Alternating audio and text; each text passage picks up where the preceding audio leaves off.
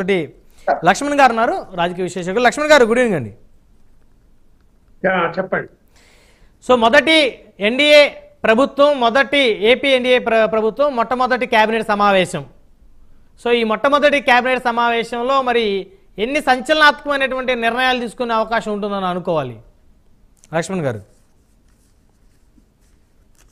అసలు రేపు క్యాబినెట్ ఉన్నట్టు సమాచారం అయితే లేదు. మరి ఒకవేళ రేపు కాకుంటే తర్వాత జరగచ్చు, ఎల్లుండైనా.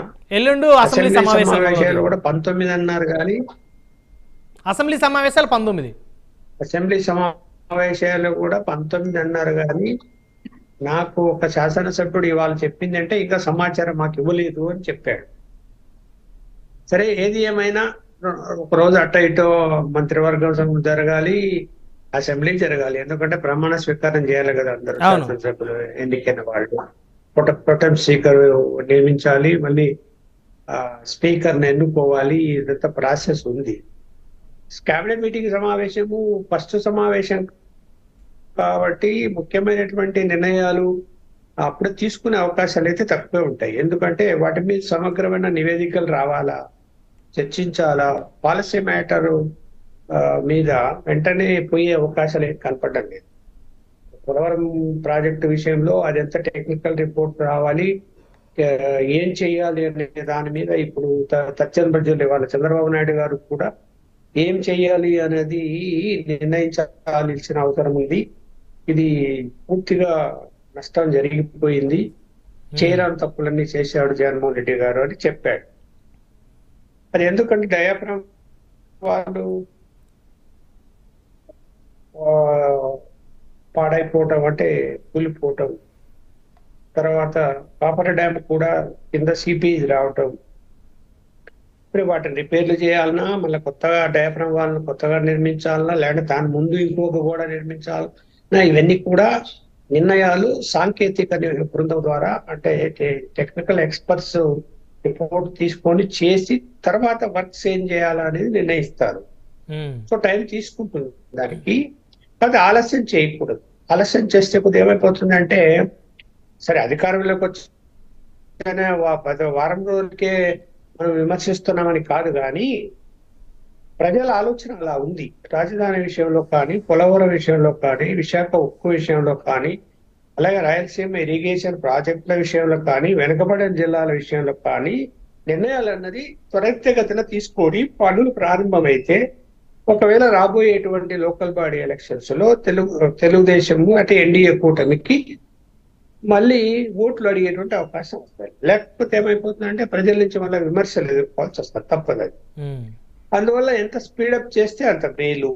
మనం చూస్తున్నాము, స్పీడప్ చేయడానికి సిద్ధంగా చంద్రబాబు నాయుడు గారు ఉన్నట్టు కనిపిస్తున్నాడు. తనైతే పనిచేస్తున్నాడు సీరియస్ గా. మిగతా మంత్రులు కూడా సరే జిల్లాలకు వెళ్తారు, మంత్రి అయ్యారు కాబట్టి పోతారు.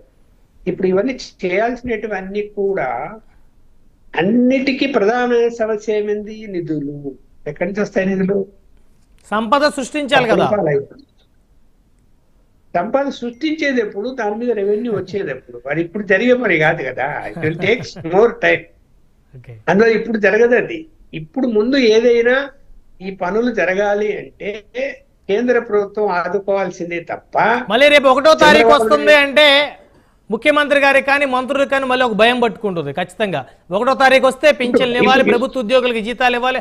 అందులో మొన్న సంతకం కూడా 4,000 రూపాయలు పెంచుతూ సంతకం పెట్టారు. మరి గత 3 నెలలు 4,000, ఫస్ట్ 7,000 రూపాయలు ప్రతి ఒక్కరికి కూడా 1వ తారీఖు వారి ఖాతాల్లో క్రెడిట్ అవ్వాలి. మరి అదంతా కూడా మరి చాలా బిగ్ టాస్క్ గా కనపడతా ఉంది. ప్రతిపక్ష వైసీపీకి మాత్రం ఇదంతా, వైసీపీకి మాత్రం ఇది పెద్ద బలమైనటువంటి ఆయుధంగా మారబోతుంది. ఇచ్చారు.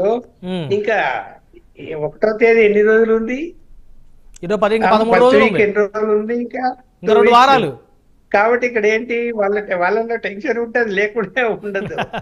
కాకపోతే తను ఫైనాన్షియల్ మేనేజ్మెంట్ లో సరే అనుభవం ఉన్న ముఖ్యమంత్రి కాబట్టి తను ఎలా చేస్తాడు ఏమనేది చూద్దాము. కేంద్రం నుంచి మళ్ళీ ఏదైనా ప్రత్యేక గ్రాంట్ ఏమైనా వస్తుందా, లేకపోతే ఉన్నదాన్ని సర్దుబాటు చేసి కొన్ని ఆపేసి బిల్లులు ఇవన్నీ చేస్తాడా, ఎలా సర్దుబాటు చేస్తాడా అన్నది ఇప్పుడు ఫస్ట్ వీక్ లోనే మనకు తేలిపోతుంది తను ఏం చేయగలుగుతాడని.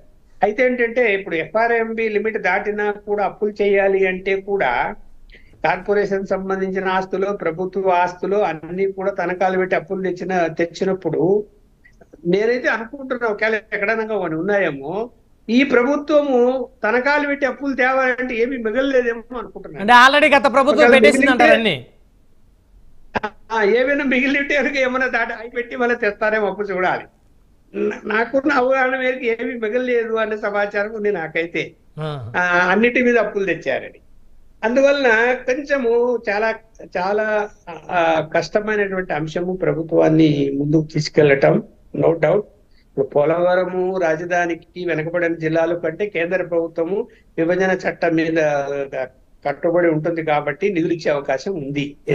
లేకుంటే ఇప్పుడు ఎందుకంటే అందులో ఇంకా వెనకంజ వేసే అవకాశం ఉండదు.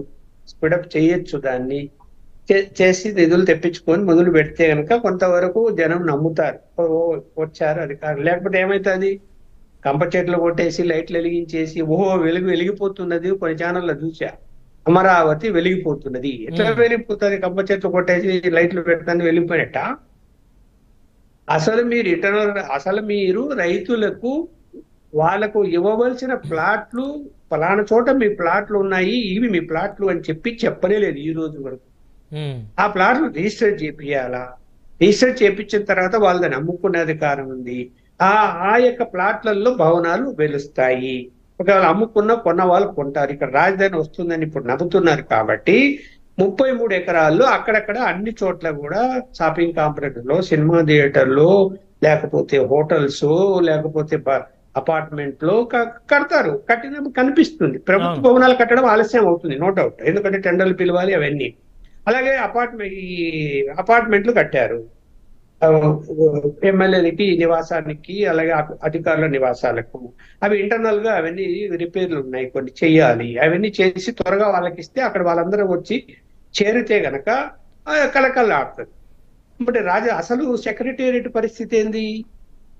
అది నీళ్ళలో మునిగి ఉంది. కింద 3 అంతస్తుల లోపల నుంచి పైకి వరకు కట్టుకుంటూ వస్తే అది మరి చెరువులాగా అయిపోయి, చూశాడు వాళ్ళ విజువల్స్ లో, ఒక జర్నలిస్ట్ చూపించాడు ఇలా ఉంది పరిస్థితి అని. ఆ వాటర్ అంతా తీసేసి మరి అదే కంటిన్యూ దాన్నే సెక్రటేరియట్ గా కడతారా, ప్లేస్ మారుస్తారా అనేది కూడా నిర్ణయం తీసుకోవాల్సి ఉంది. అది సాధ్యమవుతుందా కాదా అనేది కూడా. ఎందుకంటే అంత వాటర్ ఉంది పై వరకు. మరి లోపల ఏమైపోయింది? 3-4 అంతస్తుల వరకు కింద నుంచి కట్టారు కదా, అది పాడైందా, ఉందా, ఎలా ఉంది, సాధ్యమా, ఫౌండేషన్ ఎలా ఉంటుంది, ఇవన్నీ కూడా టెక్నికల్ సిబ్బంది చూడాల్సిన అవసరం ఉంది. సమయం పడుతుంది, కాదని చెప్పడం లేదు. కాకపోతే ఏంటంటే వీలైనంత త్వరగా అందరూ కూడా సమిష్టిగా, ఇప్పుడు ఎన్డీఏలో బాధ్యత తెలుగుదేశాన్ని ఒకటే నేను అనటం లేదు, బీజేపీ అన్నిటికంటే ఎక్కువ పాత్ర ఉంది. బీజేపీ బాధ్యతంగా ఎక్కువ ఉంది బీజేపీకి. ఎందుకు? ఇవాళ మంత్రివర్గంలో ఉన్నారు, మీరు హామీలు ఇచ్చారు అంతకుముందు రాష్ట్ర యొక్క అభివృద్ధి కోసం విభజన చట్ట ప్రకారం ఇవన్నీ చేస్తామని. మీ పార్టీకి అసలు పుట్టగతులు లేని పరిస్థితుల్లో 10 సంవత్సరాల నుంచి ఇవాళ మీకు 3 పార్లమెంటు సీట్లు, 8 అసెంబ్లీ సీట్లు ఇచ్చారు. మీ మంత్రి అయ్యాడు, కానీ కేంద్ర మంత్రి, రాష్ట్రంలో ఒక మంత్రి అయ్యాడు.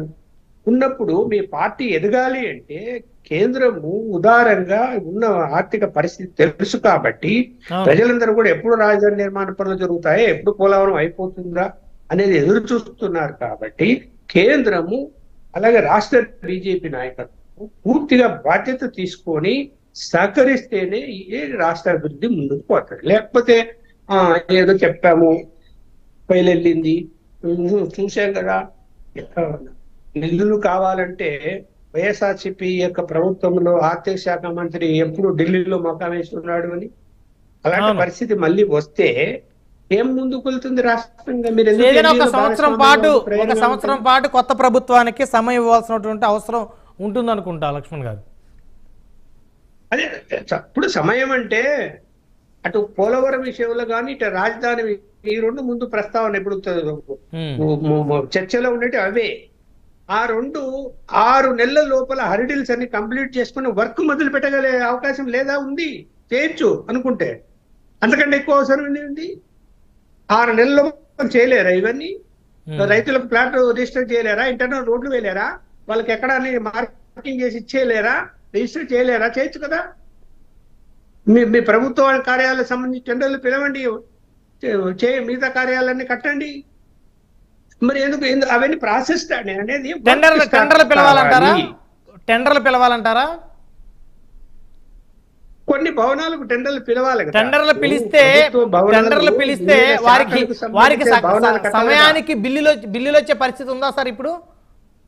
ఏది టెండర్లు పిలిస్తే ఎవరైతే కాంట్రాక్టర్లు ప్రభుత్వ కార్యాలయాలు కానీ ప్రభుత్వానికి సంబంధించిన కట్టడాలు కానీ వారు నిర్మిస్తే వారికి సమయానికి బిల్లులు చెల్లించే పరిస్థితులు ప్రభుత్వాలు ఉన్నాయా? అదే కేంద్రం నిధులు ఇవ్వాలి కదా రాజధాని నిర్మాణానికి. మనకి బాధ్యత అదే చెప్తున్నా కదా నేను. కేంద్రం నిధులు ఇస్తే ఎక్కడ పోతాయి? డైవర్ట్ చేయకుండా ఉండాలా. ఇప్పుడు ఇంతకు ముందు చంద్రబాబు నాయుడు గారు ఏం చేశాడు? కేంద్ర నిధులు డైవర్ట్ చేశాడు. అదే కదా ప్రధానమంత్రి గారు మొత్తుకున్నారు ఏటీఎం లాగా వాడేసుకున్నాడని.